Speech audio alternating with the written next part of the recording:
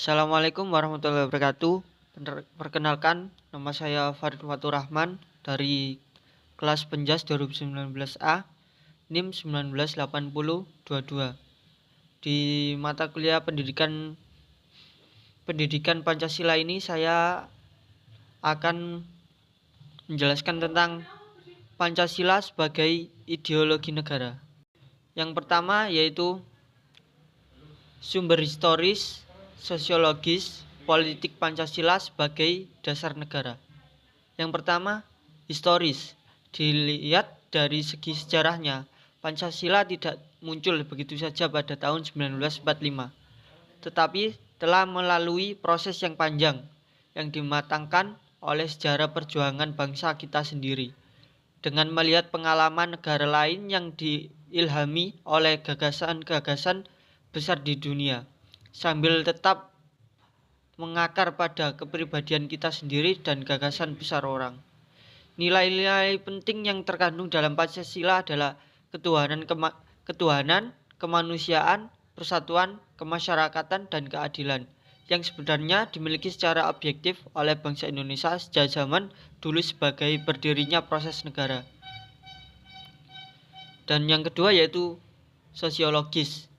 Sosiologis diimplementasikan sebagai ilmu kehidupan manusia. Di dalamnya mengkaji berbagai latar belakang, komposisi, dan pola kehidupan sosial kelompok dan kelompok masyarakat, serta penelitian tentang isu-isu sosial, perubahan dan reformasi di masyarakat. Menyatakan bahwa dalam pandangan sosiologis, masyarakat berada pada waktu dan tempat yang memiliki suatu nilai-nilai tertentu. Selain itu, melalui pendekatan sosiologis ini, kita diharapkan mampu mengkaji struktur sosial, proses sosial termasuk perubahan sosial, dan permasalahan sosial yang perlu dilakukan secara arif dengan menggunakan nilai-nilai standar yang merujuk pada nilai-nilai Pancasila.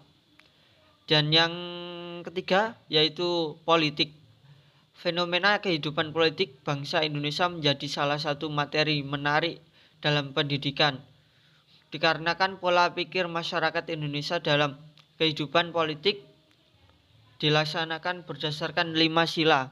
Pola pikir untuk membangun kehidupan politik yang murni dan absolut dilaksanakan semua masyarakat Indonesia harus sesuai dengan 5 sila, yaitu Tuhan Yang Maha Esa, kemanusiaan yang adil dan beradab, persatuan Indonesia, masyarakat yang dipimpin oleh hikmat kebijaksanaan dalam konsultasi atau representasi dan dengan penuh mengandalkan keadilan sosial.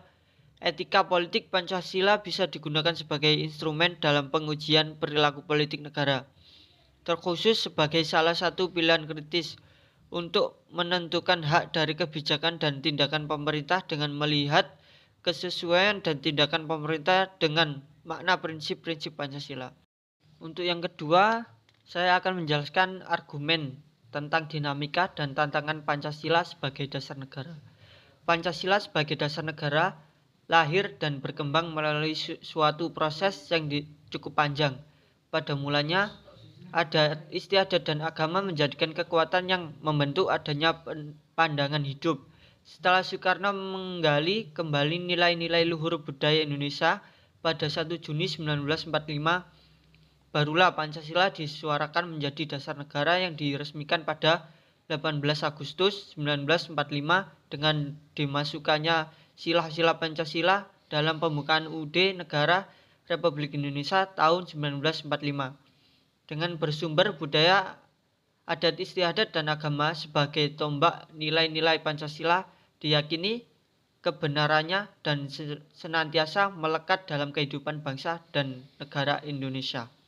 Dan untuk yang terakhir, saya akan menjelaskan esensi dan urgensi Pancasila sebagai dasar negara.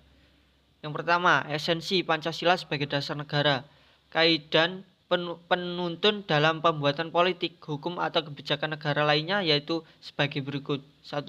Kebijakan umum dan politik hukum harus tetap menjaga integritas atau keutuhan bangsa. Yang kedua, kebijakan umum dan politik hukum haruslah berdasarkan upaya pembangunan demokrasi dan nomokrasi. Yang ketiga, kebijakan umum dan politik hukum haruslah berdasarkan upaya pembangunan keadilan sosial bagi seluruh rakyat Indonesia.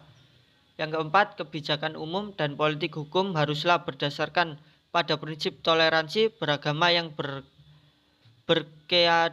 berkeadaban. Dan kedudukan Pancasila sebagai dasar negara dapat dirinci sebagai berikut. 1. Pancasila sebagai sumber dari segala sumber tertib hukum Indonesia, meliputi suasana kebatinan dalam UUD 1945, mewujudkan cita-cita hukum bagi dasar negara. Dan urgensi Pancasila sebagai dasar negara, yaitu untuk memahami urgensi Pancasila sebagai dasar negara, dapat menggunakan dua metode pendekatan, yaitu institusional atau kelembagaan dan human resource atau personal sumber daya manusia.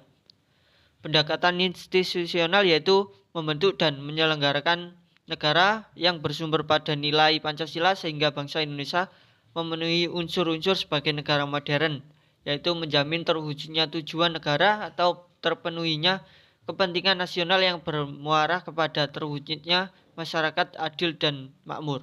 Sedangkan human resource terletak pada dua aspek, yaitu pada orang yang memegang jabatan pada pemerintahan yang melaksanakan nilai-nilai Pancasila secara murni dan konsekuen di dalam pemenuhan tugas dan tanggung jawabnya, dan formulasi kebijakan negara akan menghasilkan kebijakan yang mengejawantahkan kepentingan rakyat. Itu tadi penjelasan dari saya. Kurang lebihnya saya mohon maaf. Di sini saya juga masih belajar. Akhirul kalam. Wassalamualaikum warahmatullahi wabarakatuh.